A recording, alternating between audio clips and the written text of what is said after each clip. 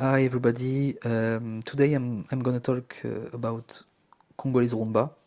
It's a music from the Congos. There is two countries that's called Congo, the RDC Democratic Republic of Congo and the Republic of Congo. So it's a really important style of music for me because I lived in Congo when I was younger, and that's where I discovered this music. And I want to talk about this. So I chose an article of Bob White, which is titled "Not on the Aesthetic of Congolese Rumba."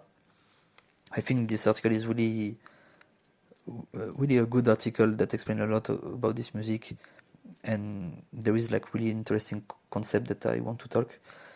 But first of all, I'm just going to make like a small historical introduction, just to explain what's Congolese Rumba, if you don't know, if you have never heard of it, and where does that came from, etc. And then I'm going to talk about the article, and sometime I'm going to talk about my experience, but just to make this a little bit more personal. I think it's not bad. So sorry, I'm going to close the sound. So yeah, let's start.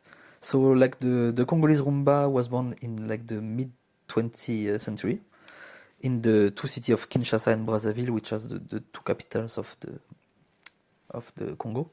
And fun fact is like the two closest capital in the world. They are just like separated by the the fleuve Congo, only 4 kilometers, I think. And so it was born like during the colonial era, and the music was inspired by traditional Central African rhythm and also by Afro-Cuban music, especially mambo and things like that. And this music came through the Congos with like through radio and imported records. I think there is really a strong cultural exchange between Cuba and the Congos and even other countries in Africa. For example, I know that Che Guevara came to Congo in the year 65, and there is a big story about it. I don't know it really well, but just to explain that there is strong connection between these two parts of the world. So like the musician in Congo took this foreign sound and they transformed them into something more unique.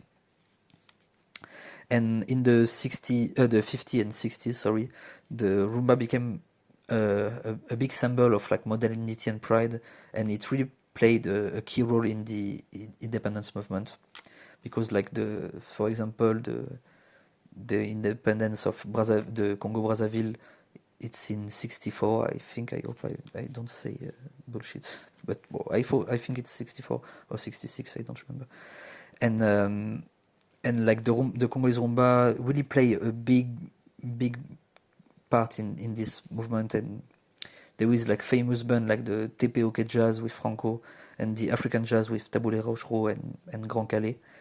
They really became legend with like song with Independence Cha-Cha. And I think like Congolese rumba inspire like the history of Congolese rumba is really stick like to this independence movement of like the colonialism, and it's really spread in a big part of Africa. And so yeah, that's what was the Congolese rumba. And over the year, like the rumba evolved and into something that we call soukous today. It's a more fast and more electric dance style, but the roots are really remain deep in like in the Congolese rumba identity. That's the sound change and a lot of things change, but it's still Congolese rumba. And so today, like rumba is way more than only music. It's like a memory, language, fashion with the sapology, the sap, we call that this, the dance, and it's really a way of being and feeling Congolese. And so yeah, I think I'm gonna stop with the introduction there, and I'm going to talk about the article.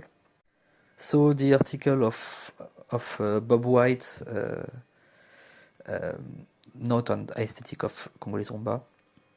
White start like the article by asking a big question: what does it mean when people say yes to rumba? He refer like to the public reacting to the music by saying oui in French, or in Lingala, I don't remember the name for the word for oui, but like the people are really reacting to the music, and that's what this sentence refers to. So he explained that instead of giving a strict definition of aesthetic, the study of beauty in art, he want to focus on how people listen and what they feel when they hear music. He used the idea of listening as an interpretation, which is inspired like by the philosopher Gadamer. So this means we must like try to understand the meaning behind the music, especially when it comes from like another culture. So then he give more about like the context in the Congos with a lot of crisis with war and stuff. I'm not going to talk about this because it's a really complex history. So yeah, just White talk about like the background of the mostly of the RDC, the Democratic Republic of Congo, which was named Zaire before. So since like the 90s, the country has known many problems with war, poverty, political instability, and yet even in this difficult time, the popular studies is still everywhere. Like people listen to rumba most of the time in bar, taxi, at home. It's really a part of everyday's life. And White say that this is important because music help people feel hope and connection even during crisis. And he also say that rumba helps people transcend the present. It leaves them out of daily problem, even just for a moment. Uh, so, and of course, rumba is not only related like to difficulties and stuff, but it's important to give a consent and context, and that's what Bob White give. Then he talk about like what is rumba. I'm not gonna say again because it's mainly what I say in the introduction. So like with the African rhythm, the Cuban mix, and the evolve with like the soukous and the electric guitar. Like the one of the most important thing in Congolese rumba is the seben. It's really like the sound identity with the solo guitar with arpeggiature. And he talked about like sweet vocals and how rumba became like the symbol of modern African identity in cities like Kinshasa and Brazzaville. Then like the one of the most important thing in the article is he talked about three main aesthetic features of rumba. So like the three main features that make up like the musical and social aesthetic of Congolese rumba for him are like the song structure. Rumba song often starts slowly and emotionally melancholic, and then shift into fast dance rhythm, more joyful. And this structure creates a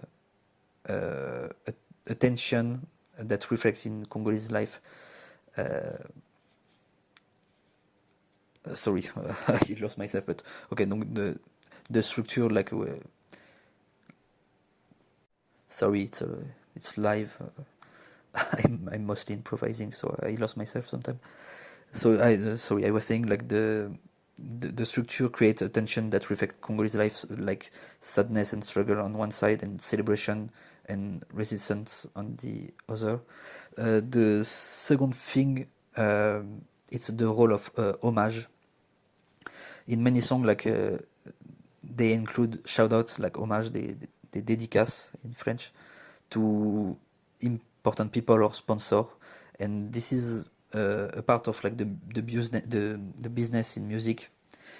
People pay to have their name included in this dédicace, but it's also cultural.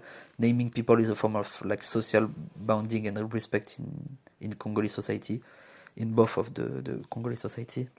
So yeah, the song really often, and you can hear like name of, I don't know, of everyone. Like I know a song of Koffi Olomide that start with saying the name of the police chief of Brazzaville, or sometimes it's avocat. Really, people can pay to be included in this song and to have their name, and it's a really strong habit. And the third thing that he talk about is repetition. So rumba is like often repeat the lyrics and melody many times. It's a really long song that can happen, that can do like 15 minutes.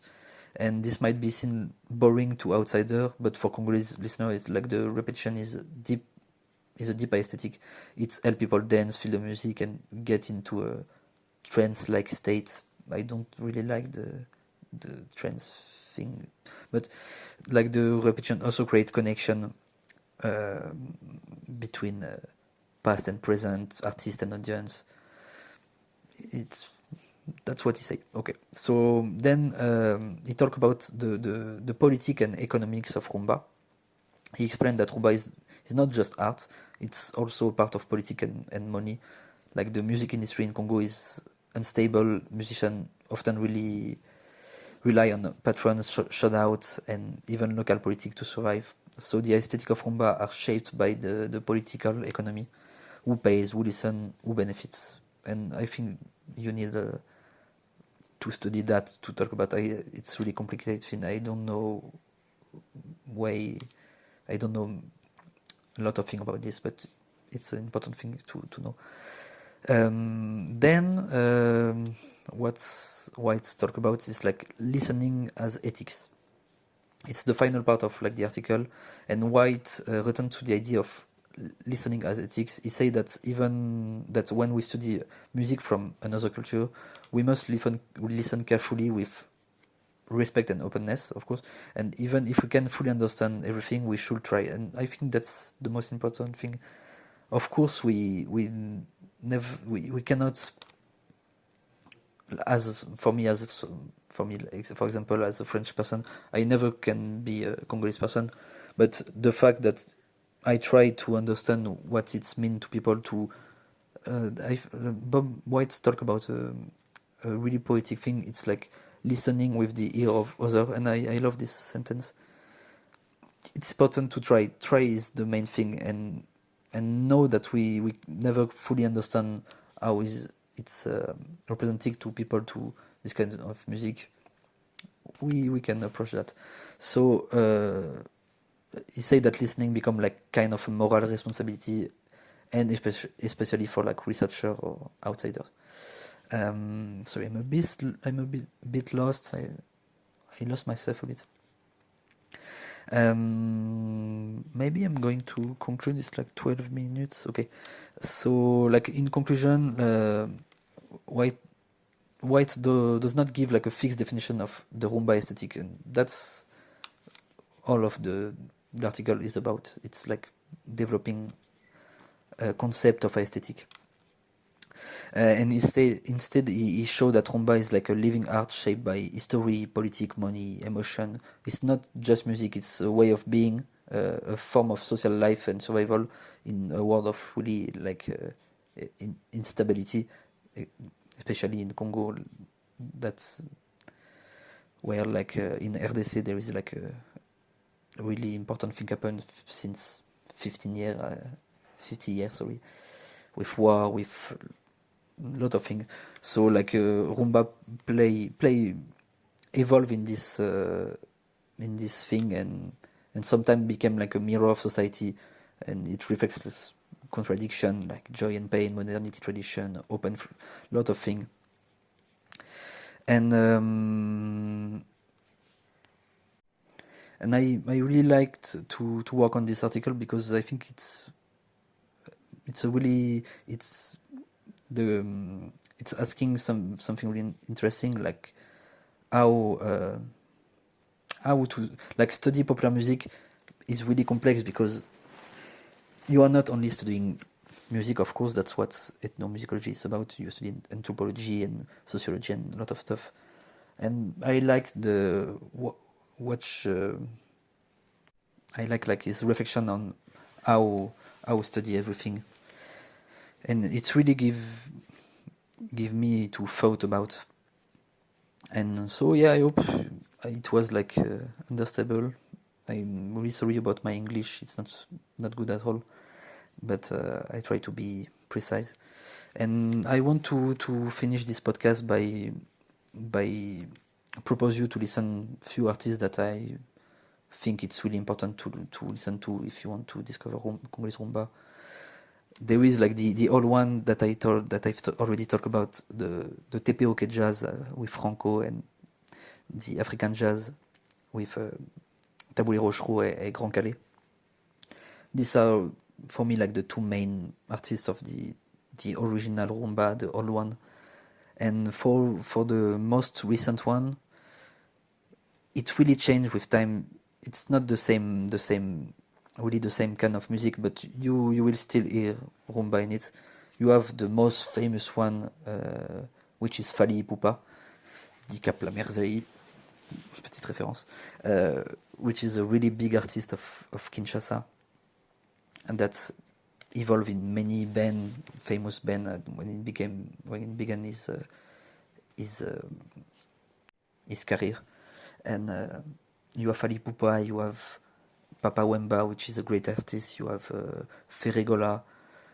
You have Verasan, that I love. Wenge music. A lot of artists. I'm not going to say many, but and there is a really big difference in every type of music they made.